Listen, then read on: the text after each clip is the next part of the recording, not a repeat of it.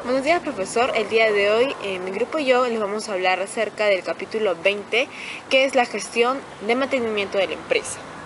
Las integrantes son Yanela Gutiérrez Pantigoso, Rebeca Chipana Carita, Milagros Choque Cárdenas, Dora Chambilla y quienes habla Rocío Perca Cárdenas. Como primer punto tenemos lo que es la introducción. En esta introducción vamos a hablar sobre el mantenimiento y sobre su función sumamente importante dentro del sistema logístico de una empresa, pues su administración y sus costos gravitan en la gestión de una de las áreas más críticas de la empresa.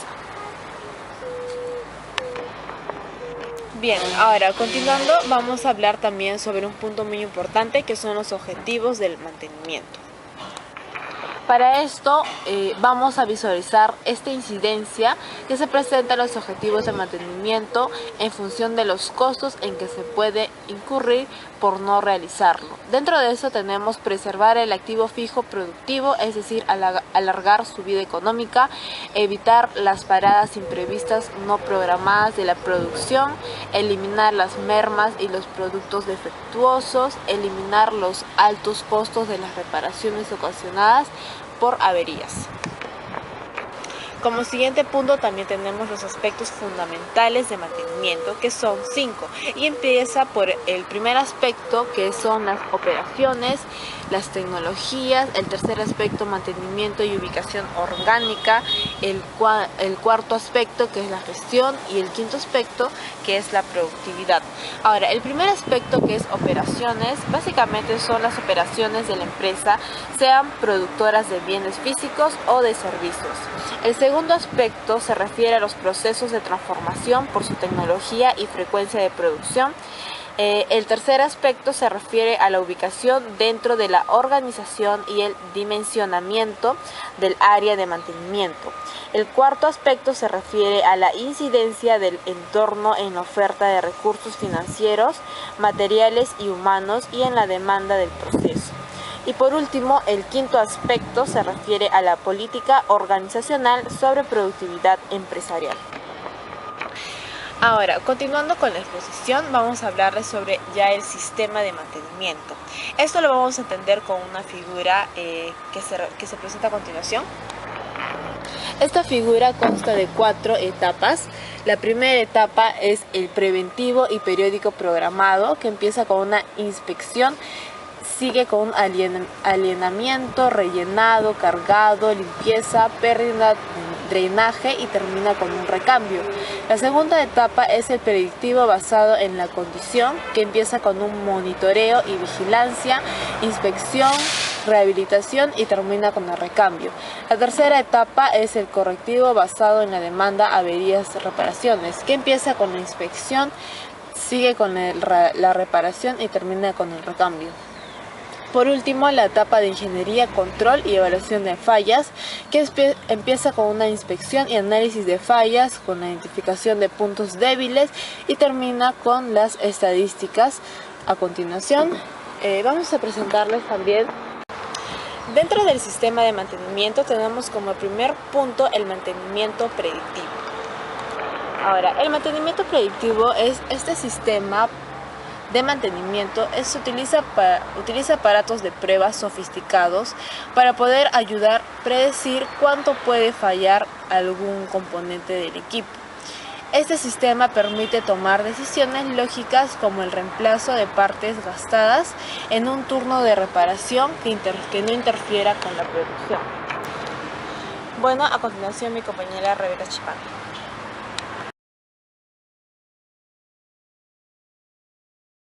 Continuando con la exposición, mi nombre es Rebeca Chipana y yo les voy a hablar sobre los costos de mantenimiento predictivo. Ahora, según los expertos, aseguran que en la aplicación del costo de mantenimiento predictivo se puede ahorrar hasta en un 1% del valor agregado de la producción del mantenimiento predictivo, de los cuales el 65% va destinado a la producción y el 35% se destina a lo que son los costos de mantenimiento predictivo. Ahora bien, los costos del mantenimiento predictivo involucran los siguientes rubros, como el personal, los repuestos, los materiales, los suministros, servicios de terceros y adquisición de maquinarias y equipos. Ahora, según la curva, como observamos, el costo inicial disminuido por un adecuado programa de mantenimiento. Ahora, el costo del equipo, pérdidas de producción, las horas, hombre, pérdidas y tiempos de reparación serán comparados con el costo de mantenimiento preventivo para determinar qué equipos necesitan una determinada clase de mantenimiento. También podemos decir que en esta curva el establecimiento y operación de un programa de mantenimiento aumentará los costos totales, pero después de un periodo el costo de mantenimiento disminuirá del nivel original, como se observa en la figura. Ahora les vamos a hablar sobre lo que es el mantenimiento en línea, online. Bueno, esto de acá se basa en establecer un sistema de información que permita monitorear de forma interactiva un conjunto de máquinas en operación. Ahora, aquí la empresa tecnológicamente madura debe encaminarse a implementar sistemas de monitoreo en línea de sus equipos más importantes, los cuales deben tomarse en cuenta los siguientes criterios de evaluación para la decisión de compra de los equipos, como por ejemplo la efectividad en los métodos empleados, el precio, confiabilidad del sistema y la mantenibilidad del sistema. Ahora, otro tema es un sistema de monitoreo en línea. Bueno, aquí tenemos un ejemplo, ¿no? Como se observa en la gráfica, si 31 unidades de proceso pueden instalarse en red con una PC a través de unos datos link, estas pueden conectarse a cada unidad de proceso, lo que hace posible monitorear 4.960 puntos a una distancia de 12.500 pies. Ahora, este sistema de acá se ejecuta automáticamente el análisis convencional de vibraciones y el análisis del espectro de alta frecuencia, que es el HFE. ¿Y cuáles son las tres ventajas primarias del HFE? Estas son la advertencia temprana de fallas, la habilidad para monitorear el proceso de variables y por último la habilidad para monitorear maquinaria de velocidad variable. Ahora, como último punto tenemos lo que son la logística del mantenimiento. Bueno, aquí estos dos puntos son importantes, que es el costo de materiales y los costos de mano de obra. Dice que los costos totales de mantenimientos, esos son dos rubros. Ahora, la función de mantenimiento, ya sea correctiva o preventiva, emplea tres tipos generales de insumos, como son los repuestos, los suministros, materiales generales. ¿Y qué se puede decir de los repuestos, no? Que son piezas de alto consumo o también de regular consumo. Tienen una vida útil más breve que la máquina en conjunto. Ahora, los suministros son como por ejemplo los lubricantes diversos, fluidos industriales, refrigerantes, combustibles y energía. En cuanto a los materiales generales, son de uso irregular, su consumo es aleatorio y su uso no predecible. Su costo es bajo, como las soldaduras, los pernos, los fusibles, entre otras cosas. Ahora, continuando, les voy a hablar sobre los elementos de apoyo logístico. En estos elementos se consideran 7 que son muy importantes, los cuales son los equipos de prueba, trabajo y calibración, suministro de materiales, personal y entrenamiento, información técnica, facilidades físicas de la planta, transporte y manipulación y por último el plan de mantenimiento. Ahora, entrando a otro tema, entramos a lo que es la confiabilidad y mantenibilidad. ¿Pero qué es la confiabilidad? Bueno, pues es la probabilidad que un equipo funcione al máximo tiempo, sin fallar, operado en condiciones estándares, es decir, la probabilidad de no falla de un equipo. Ahora, la confiabilidad de un sistema es la de sus equipos, y la de cada uno de estos son sus partes componentes. A continuación, mi compañera.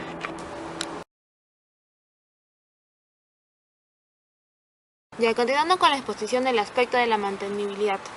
¿Qué es la mantenibilidad? Es una característica del diseño que relaciona la facilidad, la exactitud, seguridad en el comportamiento de las funciones de funcionamiento. También la mantenibilidad es la probabilidad de que un equipo que ha fallado sea reparado en el menor tiempo posible en condiciones estándar de trabajo. Aquí presentamos lo que es la curva de mantenibilidad, donde el MTTR, que es igual a tiempo promedio de reparación, así también es un valor compuesto que representa el promedio aritmético de los tiempos individuales de mantenimiento, como así también incluye el tiempo de diagnóstico de la falla, el desmontaje y el logístico. También sabemos que la mantenibilidad es la característica de un equipo o sistema expresada como una probabilidad por la cual se permite una reparación en un menor tiempo. Aquí hay un cuadro donde presentan los factores del tiempo de reparación, que son 4.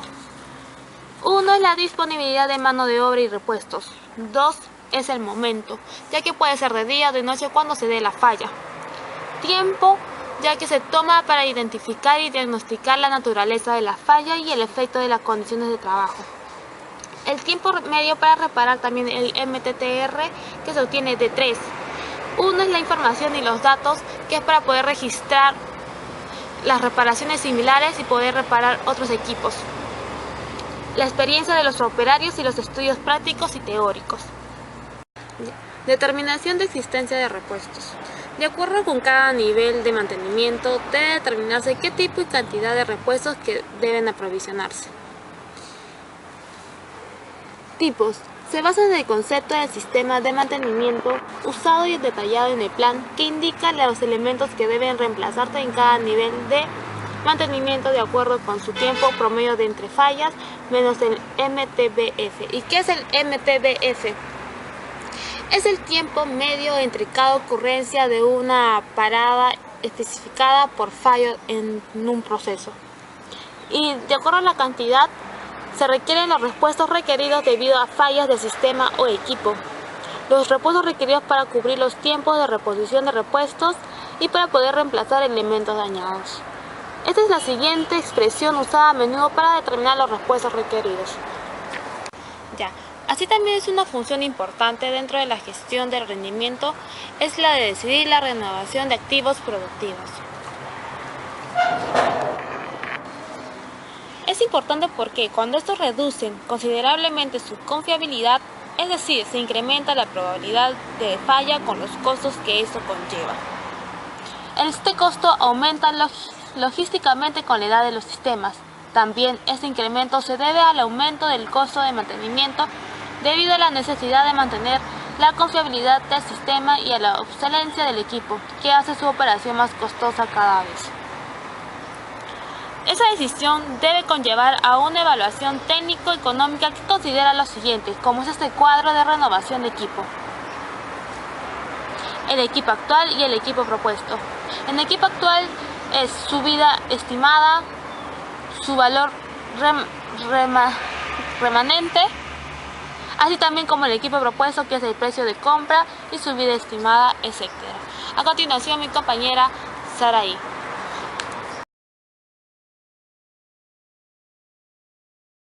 Bien, continuando con la exposición, mi nombre es Yanela Gutiérrez y yo les voy a hablar sobre los sistemas informáticos de mantenimiento. Tenemos que tener en cuenta lo siguiente, que son las bases conceptuales. La primera es crear una estructura organizativa que consiga su correcto funcionamiento. La segunda es promover la participación de los usuarios. Y la tercera es sensibilizar a quienes intervienen en el proceso de tratamiento de la información. Bien, a continuación vemos el siguiente gráfico, que es el diagrama de flujo de las principales funciones del SIM, que es el Sistema Informático de Mantenimiento, en el cual vemos que está estructurado por 4 procesos principales. El primero es el planeamiento, el segundo es la programación, siguiendo con la ejecución de trabajos, y el cuarto, que es la gestión y control. Esos van acompañados con lo que son los módulos, el módulo de producción, el módulo de contabilidad, de calidad, finanzas, logística y personal. Lo que es el cuadro de variables, vemos que la variable de producción se le da según los conceptos de para, si es que la producción para o si es que la producción se reduce o si es que no para y continúa normalmente, se le da una mayor ponderación a que la producción para. Es decir, si es que una máquina falla, la producción estaría en stand-by. A continuación vemos el siguiente gráfico, que es la criticidad de máquinas. Es decir, después de haber evaluado todas las variables, se les ha dado una ponderación y se les ha agrupado en 3. La 1 vemos que es la situación crítica, 2 importante, y ambas se les da un mantenimiento preventivo. En el caso de la 3, que es la conveniente, y la 4, que es la opcional, se les da un mantenimiento correctivo. Bien, pasamos a lo que es ahora. Vamos a hablar sobre los 4 procesos fundamentales de lo que es el sistema informático de mantenimiento. Primero vamos a hablar sobre lo que es el planeamiento. Bien, se refiere a la catalogación de máquinas y componentes. En el planeamiento se realiza lo que es la ficha de cada máquina, el cual va a tener los datos del manejador del sistema, la criticidad de máquina, la información de la máquina, es decir, su código, su ubicación, características, consumo y sus componentes. De igual manera, lo que es el planeamiento cuenta con actividades estándares de mantenimiento, las cuales se clasifican en 2, en las actividades rutinarias y las actividades correctivas. Las actividades rutinarias, que son verificar, aceitar, engrasar y limpiar, que son las actividades preventivas menores, las cuales no causan ninguna historia. En cambio, en las actividades correctivas tenemos cambiar y calibrar, que son las actividades preventivas mayores. Bien, a continuación seguimos con lo que es el siguiente proceso, que es la programación, el cual conjuga la cola de máquinas en espera de servicios y los diferentes tipos de mantenimientos preventivos. Bien, tenemos aquí lo que es la inspección, que vendría a ser la verificación del funcionamiento de las máquinas. Como también tenemos lo que es el mantenimiento predictivo, el cual usa sensores especiales para así monitorear el funcionamiento y anticipar las posibles fallas. Ambas generan solicitudes o requisiciones de mantenimiento. También tenemos lo que es el mantenimiento preventivo, el cual realiza actividades tendientes. La primera es el mejorativo, que es el retrofit, y la segunda, que es el integral overhaul. El primero se encarga de mejorar y corregir los defectos de diseño, funcionamiento o integración de sistemas. El segundo, más que todo, se encarga de efectuar las reparaciones generales de máquina. Seguimos con los 2 siguientes procesos a continuación, que es la ejecución de trabajos y la gestión de control. La ejecución de trabajos se encarga de poder controlar la ejecución de actividades programadas con órdenes de trabajo, y el resultado de los trabajos realizados servirá así para tomar decisiones futuras. La gestión y control es fundamental para la toma de decisiones al evaluarse la actuación de la gestión. La evaluación de esta debe hacerse a nivel de toda la planta, y el uso de estadísticas favorece a la toma de decisiones. Bien, vamos a pasar ahora a otro punto. Bien, a continuación vamos a hablar sobre lo que es el lucro cesante. Se define como la pérdida de lo que habría podido haber ganado o lograrse de no ocurrir un hecho o acto dado. Son los ingresos no percibidos o mermas de los ingresos causados por un evento fortuito o por negligencia. Bien, daremos un pequeño ejemplo. Si digamos que en una fábrica ocurre un incendio que impide que el proceso se desarrolle de manera normal, el lucro cesante radica en la producción que no se habría manufacturado o vendido, junto con las utilidades que ésta habría podido generar. Bien, hablaremos ahora de lo que es el costo de su actividad, que se configura pues como un centro formal de costos surgidos por necesidades del cálculo, pero que no responden a una estructura orgánica. El lucro cesante y las decisiones de producción. Ahora, ¿por qué es tan importante la cuantificación del lucro cesante? Porque ante un deterioro de la capacidad productiva de la empresa por razones como la falta de abastecimiento de materias primas o repuestos por parte de proveedores sin que haya responsabilidad de la empresa, ocurre un lucro cesante que debe recuperarse incluso si hay que penalizar a quien haya incurrido en la falta correspondiente. La información obtenida puede ser muy útil a la hora de determinar los montos precisos incurridos con el fin de recuperar así exactamente la cantidad que se hubiera ganado. Bien, a continuación vamos a pasar a lo que es lucro cesante de los recursos humanos.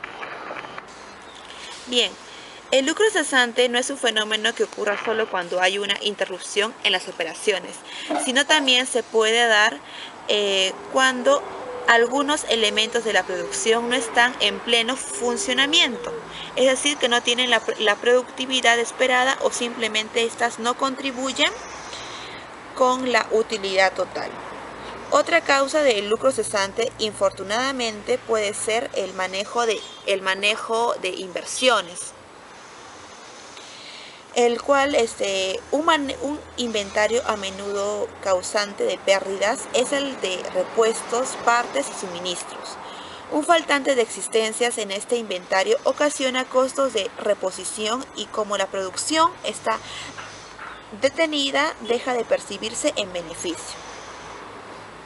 Pasamos a lo que es el lucro cesante de las máquinas y los equipos y materiales. El lucro cesante no es un fenómeno que ocurra solo cuando hay una interrupción en las operaciones. Puede estar también presente mientras la unidad de producción está en pleno funcionamiento, pero algunos de sus elementos de la producción no están en pleno funcionamiento, no tienen la productividad esperada o simplemente no contribuyen a la utilidad total por alguna razón. Un caso representativo de esto sería el pedido de licencias temporales o también las tardanzas. Normalmente cuando sucede alguno de estos acontecimientos, la gerencia actúa de acuerdo a las políticas de estas, procediendo a descontarle al personal que tuvo esta tardanza o simplemente dio una falta injustificada. Bien, a continuación mi compañera Dora.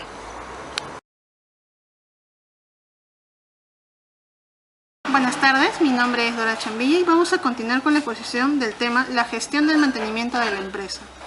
En el último tema tratado vamos a continuar con lo que es el lucro cesante. ¿A qué llamamos lucro cesante? Como pueden ver en este concepto, es lo que se cuantifica, es la utilidad no ingresada con relación directa a las unidades no producidas de los costos semifijos y fijos, desaprovechados, ojo, durante un periodo de inactividad. ¿Qué quiere decir? Pongo un ejemplo bastante claro para explicar este concepto. El lucro cesante es asociado con el costo de oportunidad.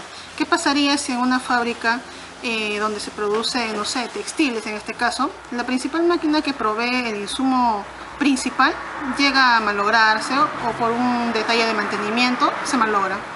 Pasaría que toda tu producción en la planta se detendría y por lo tanto, al no tener producción, tus ganancias se reducirían contablemente, inimaginablemente, porque no podrías cumplir con tus pedidos.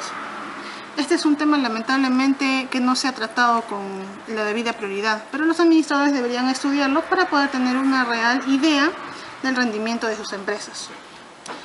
El lucro cesante o costo de oportunidad vamos a presentarlo en este caso en dos panoramas diferentes, en una economía de contracción y en una economía de expansión. En una economía de contracción, el lucro cesante o costo de oportunidad vendría a darse, por ejemplo, en la capacidad de tu planta. Volviendo al ejemplo anterior, en el que las máquinas no producen por X motivos, entonces tu producción estaría stand-by. El exceso de inventario, tener un inventario aglomerado no es bueno porque la mercadería produce mermas. Y es más, estás compitiendo y corre el riesgo de que otras empresas mejoren tu producto. Costos fijos elevados. Esto podría darse en una parada forzosa. los costos fijos se pueden elevar porque en tus máquinas, al no producir, no estás ganando y por lo tanto tienes costos fijos que tienen que cumplirse lamentablemente. Entonces esto genera pérdidas para tu empresa. Puede generar también una cartera pesada. ¿Por qué? Porque a veces las empresas dan créditos, como muchas hoy en día, y al tus clientes no pagarte generas una cartera pesada que es un aspecto negativo para tu empresa. Pérdida de rentabilidad y competitividad. Puedes perder rentabilidad, más que todo va al aspecto de las ganancias. Competitividad, estás en riesgo de que otros competidores mejoren el producto que tú tienes, mientras tú no tienes producción. En una economía de expansión vendría a ser lo siguiente: incumplimiento de contratos. Al tener lucro cesante en una de tus máquinas, lamentablemente al no tener producción, por ejemplo, vas a incumplir contratos, vas a rechazar pedidos que bajarían tu rentabilidad. Rotura de stock, te quedas sin materia prima, por lo tanto te quedas sin productos. Demanda elevada e insatisfecha. La demanda sigue, aunque tú no produzcas, la gente necesita del producto. Aspecto negativo. Capacidad máxima de la producción. En este caso, cuando tus máquinas lamentablemente tienen una capacidad máxima y no puedes adecuarte al nuevo entorno que te pide más, también es un aspecto negativo. Responsabilidades por pérdidas. Lamentablemente el lucro cesante hace que las pérdidas se generen con mayor facilidad en una empresa. Bien, vamos a pasar al detalle a la depreciación. ¿Qué conocemos con depreciación? En las máquinas, en este caso la depreciación, no solamente se ve en las máquinas, como vamos a ver más adelante, tienen un tiempo de vida, una vida útil. No pueden costar lo mismo al pasar los años. Entonces, se van desgastando al pasar el tiempo. Contablemente vamos a verlo más adelante cómo se lleva la depreciación, pero en este caso vamos a verlo de forma más genérica. ¿En qué casos se puede ver, en qué casos podemos distinguir la depreciación? Bueno, las principales causas de depreciación en este caso son 4. La depreciación física, que es el más común, más que todo se va al uso del equipo. El equipo, mientras más lo uses, mientras más produzca, más se deprecia, más se gasta. Depreciación funcional. Puede estar de moda, por ejemplo, en este momento, tener una máquina que te produzca papas fritas, digamos 1 tonelada al día. Pero la demanda crece y de pronto al año siguiente te aparece otra máquina parecida que te produce mucho más en menos tiempo. ¿Qué haces? Esta máquina que tú tienes actualmente se deprecia funcionalmente porque ya no te sirve para cubrir la demanda que tienes. Depreciación tecnológica. Los avances tecnológicos hacen que las máquinas de ahora se desfasen con mayor facilidad. Y la depreciación monetaria, bueno, es más que todas las variaciones del tipo de cambio en el ámbito nacional e internacional. Métodos de depreciación. Bueno, tenemos 5 métodos de depreciación. Les diré que el método 1, el método lineal, es el más común, en que incluso nuestra norma tributaria en el Perú nos la toma como defecto, y es la cual la mayoría de contadores lo usan, que es simplemente depreciarlo en cantidades iguales durante la cantidad de años de vida útil. Es decir, que si una máquina me cuesta 100 soles, se deprecia al 100% en 5 años, por decirlo así. Es un ejemplo. Método de suma de años y dígitos y método de saldo doblemente declinante. Estos métodos serían los ideales para usarlos en las empresas. Pero ¿qué sucede? Estos métodos te dan una visión más real, porque bien se sabe que las máquinas no se deprecian equivalentemente cada año. No es así. Estos métodos te dan como resultado depreciaciones más altas durante los primeros años y obviamente se van quedando con una depreciación más baja en los años siguientes. Métodos de producción.